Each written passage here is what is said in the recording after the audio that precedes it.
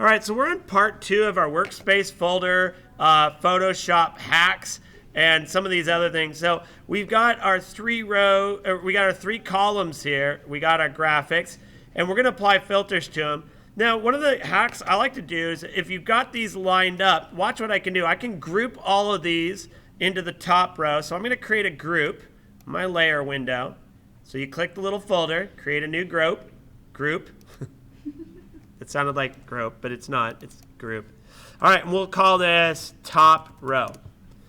And then we're going to drag all of our layers into the top row. And then I'll even move that up a little bit.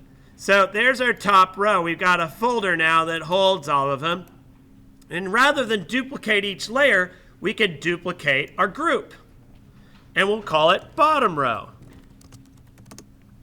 Isn't that clever? And now we've got our layer. Now, don't do what I just did. I dropped the bottom row into the top row folder. Well, that's not good. Well, let's just do an undo. If it lets me. There we go. Bottom row, top row, what have you. Okay, you can lock your groups, by the way, I believe. Clicking on the lock. Now maybe it'll let me move the button. No, it won't. You know what? I don't care. If the bottom row is above the top row, we'll deal with that later. All right, so I get my move tool, and I click and just drag down. And look at that. Because the guidelines are there, and snap is on, they tend to just stay where they were.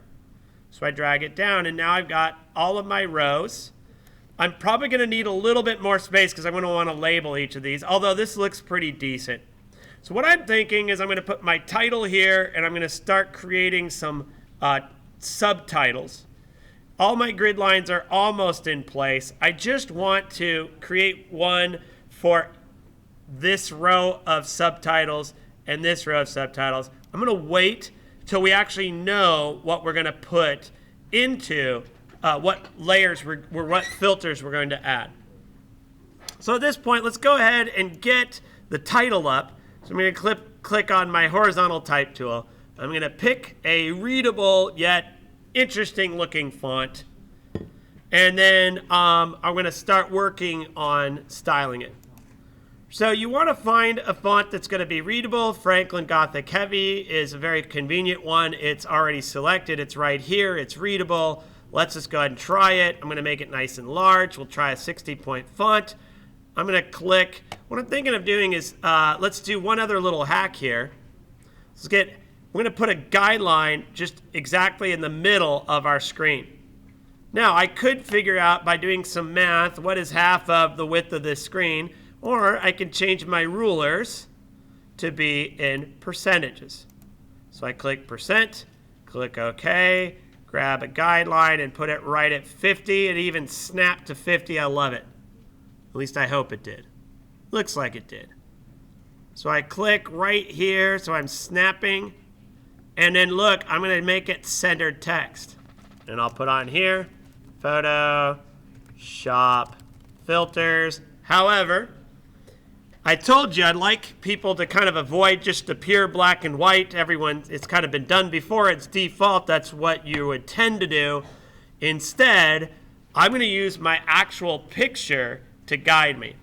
So I'm going to keep my text dark and my background light, but I'm going to use my photograph to pull my colors.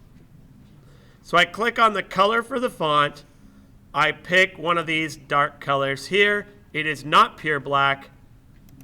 And now I've just changed the color of my title. The other thing I could do is add a background color to the whole document, and we'll do that in a moment. Since I'm talking about titles and subtitles, let's go ahead and do that for now. I could do a guideline here, but because it's one row, I'm not going to worry about it. I may adjust it by moving it up or down with my move tool. But I want to just keep it centered. Right now it is centered from left to right because my grid line is right at 50%. And I used the centering technique on my font. So this is good for now. If I want to change my font, I can go back. Now I want to do a subtitle, and that needs to be smaller, right? Each of these are going to be labeled. So I'm going to get my type tool. And 60 is too big. How about I scale it back? Let's try 48. Now in here, I'm going to make them left-hand aligned, and I'm going to align it with this left-hand grid line. So I'm going to click on here, and I'm going to put original. That's a little bit bigger than I want it. So I'm going to highlight it and scale it down to 36. So you can do the same thing. What happened to my eyes?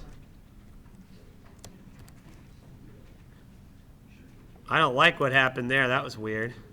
You see that? The eyes don't even look like eyes. Looks like an L.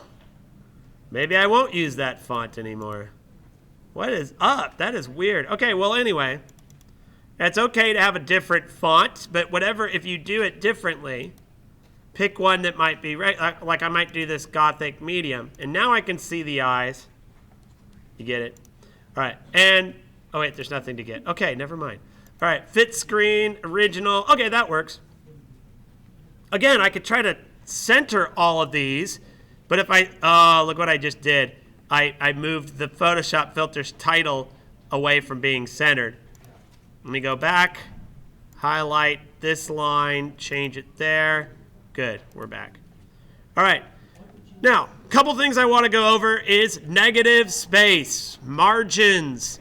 Negative space does two things. One, it can help you separate items to give it breathing room. We like breathing room, okay? But two, if we decrease our negative space, we can now associate, for example, text with an image. So if you look at original, because it's closer to the picture, we know that this subtitle goes with this image. And because we have less negative space in between our elements. I think that looks good visually, and you can sort of do the same thing. Look to see what looks right for you. Then I recommend you bring in a grid line now that roughly corresponds with your text.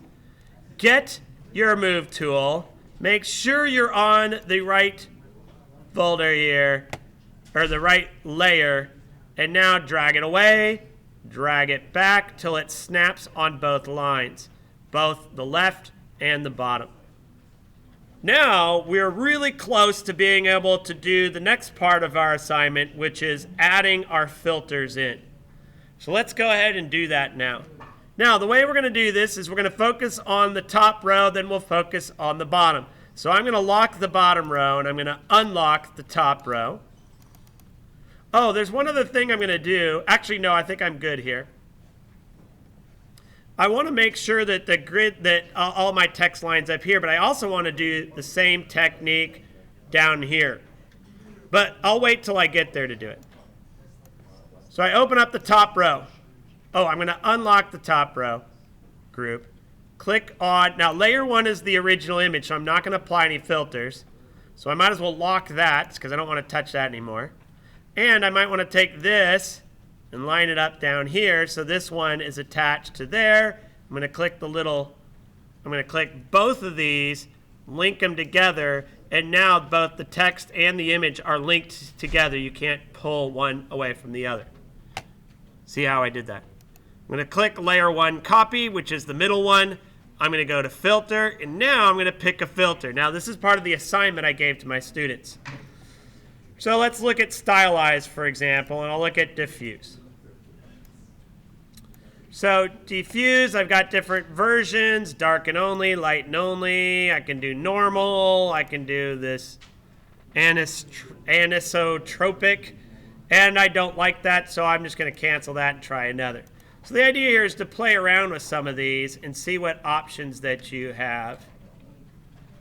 I'm going to go to sketch. Sometimes you get a whole gallery of filters like this. So we can check different ones. Graphic pen is a fun one. I think I'll try that. So I click it, I look at it, I like it, so I want to use it. So I'm going to click OK. But I'm going to note this is called graphic pen. So now I've applied a filter on one. So now I can see the difference, what the graphic pen does. I can get my type tool now. I can click right at that spot, and I can type out graphic pen. And unfortunately, it's still centered, and the type is the wrong size. 36. Not heavy, but medium. Double check the spacing, pull it away, grab it back in until it sort of snaps. There we go. And now I can just go in and do the same for the rest of this poster. So I don't have to show you how I do it. You can just watch what I did and just do that for the rest of these. What I want to focus on the last part here is let's play around with our background. And so I'm going to zoom out a bit. Two things I want to kind of cover. Actually, I'll cover maybe three.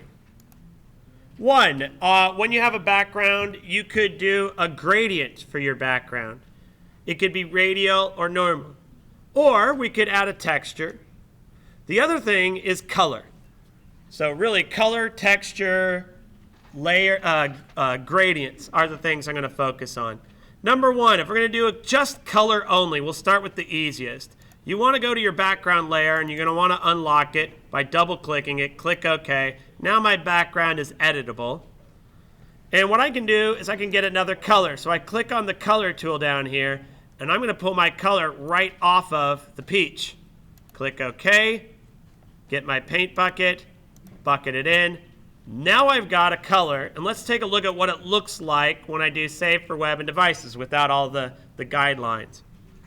Don't you think that's a lot more pleasing to the eye than just leaving it black and white? We have colors that came directly from the image.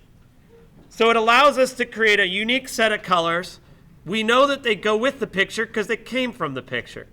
They're also a high contrast between light and dark. So this accomplishes many goals in one just by using the eyedropper tool. And look at how easy it was. The trick, of course, is to pick a high contrast, one that you like. So if you don't like the colors in your picture, you probably should pick a different picture. The other thing I want to do is that when you are picking your color, go for really dark for either text or background and really light for text or background. Just make sure they're a contrast. Next, I want to talk about doing a gradient. Now, I could just do a really radical gradient where I go from the color of the background, color of the foreground, get my gradient tool, and do this really extreme gradient like this. Now, you could do that, but this gradient does kind of stand out a little, and I recommend you actually go for a much more subtle gradient. So instead of a high contrast of colors, why not a more subtle contrast? So earlier I picked from the peach. Click from the peach again. If that looks like it's the same, pick from a slightly different region of the peach. Flesh, shall we call it. These two colors should be a little different. Yep. So you got a slight difference there. Now when I draw my gradient, it's a lot more subtle. You almost can't even tell it's there, but it is. So aim for subtlety. Now you can also do, this is a radial gradient, or you could do a linear gradient. Okay, you can angle it. I recommend you don't just do a straightforward left to right exactly one way or the other. And it's up to you how you want to do it. Any one of these gradients can be a very decent looking gradient. I have it reversed. Maybe I want to try it the opposite. Feel free to actually click and drag beyond the screen like this when you do your gradient. Feel free to pick something that's not dead center.